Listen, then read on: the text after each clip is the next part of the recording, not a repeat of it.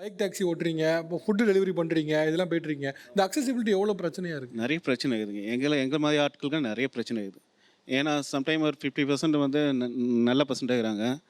ஒரு 50% வந்து நீங்கள் கர்வமாக சொல்லுவாங்கள்ல, நீங்கள் மேலே தான் எடுத்துன்னு வரும். அப்படிப்பட்டவங்க வந்து இந்த வேலையை செய்யக்கூடாது சொல்லுவாங்க.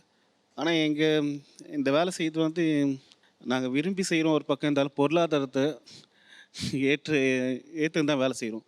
ஏன்னா பொருளாதாரம் சில நேரத்தில் சம்டைம் வாழ்க்கைக்கு தேவை ரொம்ப. இல்ல சார், இப்போ ஃபுட் டெலிவரி பண்ணுறீங்க. இப்போ ஃபுட் டெலிவரி பண்ணுறதுல இப்போ சிலர் வந்து நீங்கள் எத்தனை மாடிலாம் மேலே வந்து கொடுங்கங்களா? ஆமாம், சில பேர் கம்பல்சரி சொல்லுவாங்க. சில நீங்கள் பேர் அப்படி எத்தனை மாடி ஏறிருக்கீங்க? ஏற முடியாதுங்க. சில பேர் வாட்ச்மேன் இருப்பாங்க, செக்யூரிட்டியாக இருப்பாங்க. அவங்ககிட்ட ரெக்வஸ்ட் பண்ணி கொடுப்போம். சில பேர் வந்து ஓப்பனாக சொல்லிட்டு அவங்களே வந்து இறங்கி கொடுத்துருவாங்க, சாரிலாம் கேட்டுருவாங்க.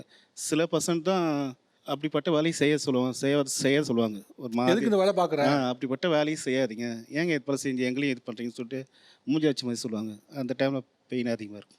ஓகே. பெரும்பாலும் வந்து உங்களை புரிஞ்சுக்கிறவங்க இருக்காங்களா, இல்லை புரிஞ்சுக்காதவங்க இருக்காங்களா நீங்கள் பார்த்ததுல?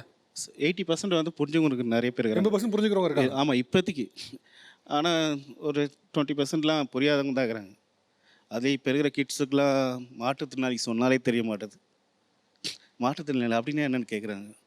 ஆக்சுவலாக இப்போ என்னென்னா, இது போல் இப்போ ஃபுட் டெலிவரி ஆப்போ இதெல்லாம் வந்து படித்தவர்கள் தான் யூஸ் பண்ணுறாங்க பெரும்பாலும் அப்படிங்கிற மாதிரிலாம் ஒரு இமேஜ் இருக்குங்கப்போ, அதில் ஒரு 20% பேர் வந்து அவங்களோட வழியை புரிஞ்சுக்காம எத்தனை மாடி இருந்தால் என்ன வந்து கொடுக்குறது தானே அவங்க வேலை அப்படின்னு சொல்லி பேசுவது வந்து ரொம்ப அநாகரிகமானது, ஒரு மனிதாபிமானமே இல்லாத ஒரு விஷயம்.